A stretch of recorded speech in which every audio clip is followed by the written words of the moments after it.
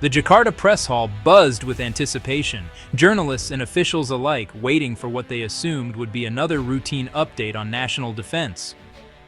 But the atmosphere shifted dramatically when Defense Minister Prabowo Subianto stepped up to the podium and dropped a bombshell that no one saw coming.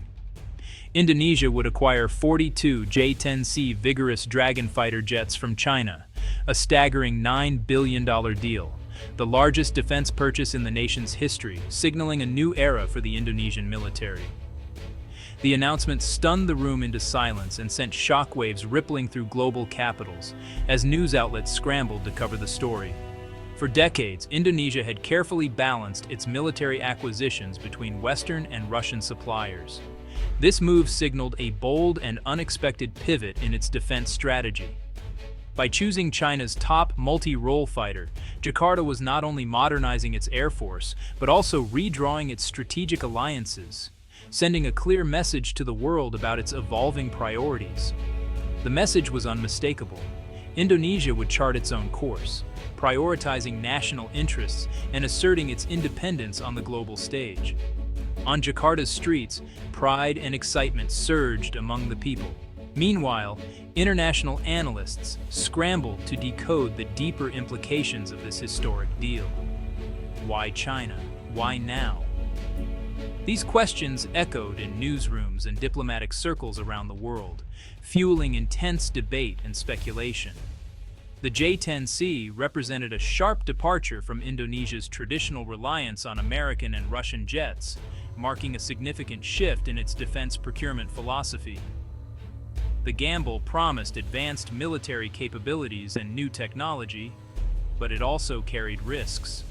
Challenges of technology integration, potential diplomatic fallout, and the uncertainty of shifting alliances. As the press conference ended and officials left the stage, the minister's words lingered in the air. Soon, the Vigorous Dragon would soar over Jakarta, symbolizing a new era. This was more than just a purchase. It was a bold declaration of power, independence, and Indonesia's determination to shape its own destiny.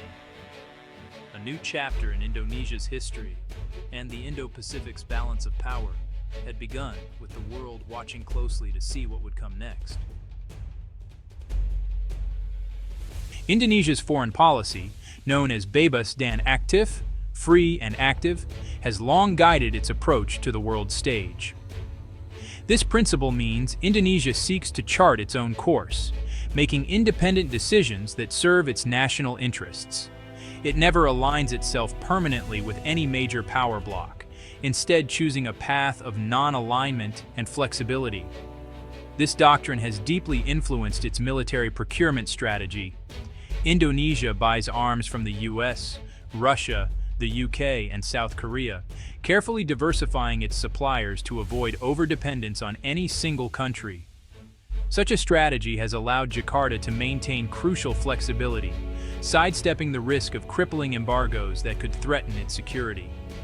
Every major arms deal is closely scrutinized, both at home and abroad, for any signs that Indonesia might be shifting its allegiances or tilting toward a particular power. The recent J-10C purchase from China is the biggest test of this approach yet, representing not just a significant economic investment, but also a strategic leap toward a new partner, China, which is a rival to Indonesia's traditional suppliers. The question now is whether this move marks a break from Indonesia's long-standing tradition, or if it's simply an evolution, an adaptation to a changing global landscape.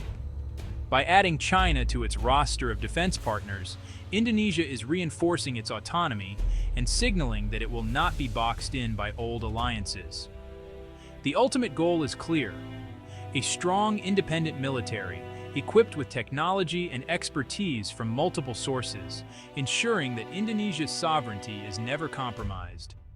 This isn't about choosing China over the West or vice versa. It's about putting Indonesia's interests first and making sure the nation remains master of its own destiny. Indonesia's defense challenge is vast, over 17,000 islands, stretching 5,000 kilometers. Patrolling this archipelago and its vital airspace is a monumental task. Fighter jets aren't a luxury, They're essential for rapid response and deterrence. Incidents in remote regions can require aircraft to scramble from distant bases. Without a credible air force, Indonesia's resources and territory are at risk. A small, aging fleet left gaps in coverage, vulnerabilities the government is determined to fix.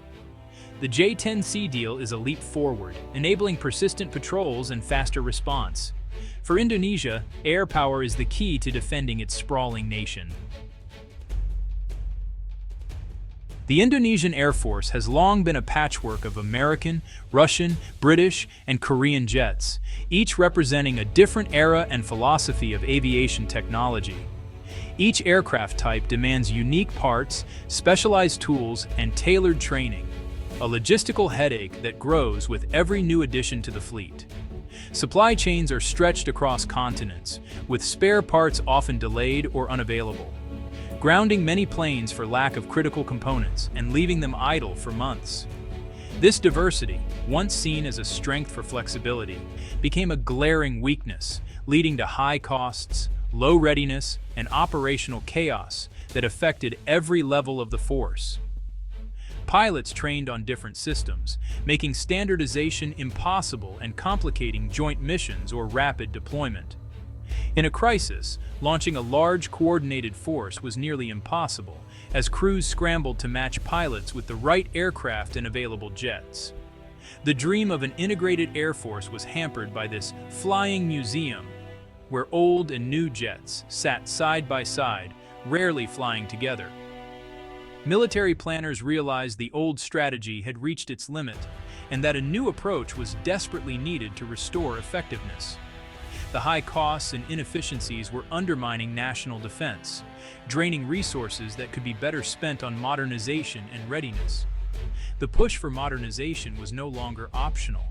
It was urgent, as the nation's security depended on a capable and reliable air force. The goal was clear: a streamlined, sustainable, and effective air force, ready to meet the challenges of the future with confidence and unity. Indonesia's defense leaders knew standardization was the only way forward. The vision: a unified air force built around a single, modern, multi-role fighter. This would simplify logistics, cut costs, and boost readiness. Standardized training and parts would replace chaos with efficiency. President Prabowo's modernization plan centered on this shift. The J-10C order is the first dramatic step, intended as the new backbone of the Air Force. A large, single-type fleet creates economies of scale and operational power. Indonesia is moving from logistical chaos to a unified, formidable force. Indonesia needed a modern, affordable, and quickly delivered fighter. The J-10C checked every box: advanced avionics, AESA radar, and a powerful weapons load. Its price, $9 billion for 42 jets, training, and support, was far below Western rivals. The lower cost allowed Indonesia to buy in bulk, building a standardized fleet.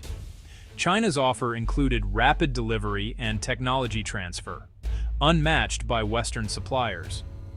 Jakarta could field its new jets sooner and develop its own aerospace industry. The J-10C wasn't just a fighter, it was a comprehensive solution. For Indonesia, the Dragon's offer was simply unbeatable. The decision was clear: performance, price, speed, and tech transfer, all in one package. The J-10C didn't win by default. Competition was fierce. The US offered F-16s and F-15EXs, but with high prices and political strings. Memories of past US embargoes made Jakarta wary of over-reliance. France's Rafale was top tier but too expensive for mass purchase. South Korea's KF-21 and Turkey's TFX were still in development. Indonesia needed jets now. The J-10C offered near-peer performance at a fraction of the cost, with rapid delivery and tech transfer. It was a mature, operational platform, ready to serve immediately. In a crowded field, the J-10C was the pragmatic, value-driven choice. For Indonesia's urgent needs, it was the only option that made sense. Combat-tested jets matter, and the J-10C has proven itself. Pakistan, its first export customer, integrated the J-10C alongside American F-16s.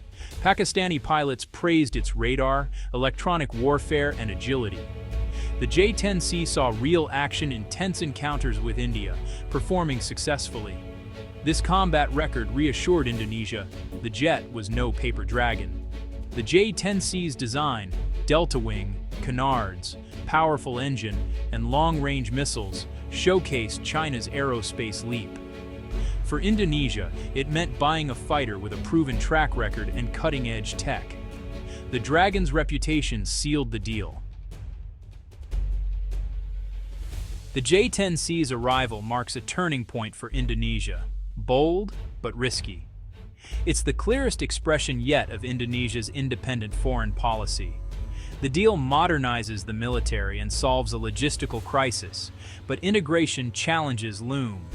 Making Chinese, American, Russian, and French jets work together is a massive technical hurdle. There's also the risk of new dependencies on China for support and upgrades.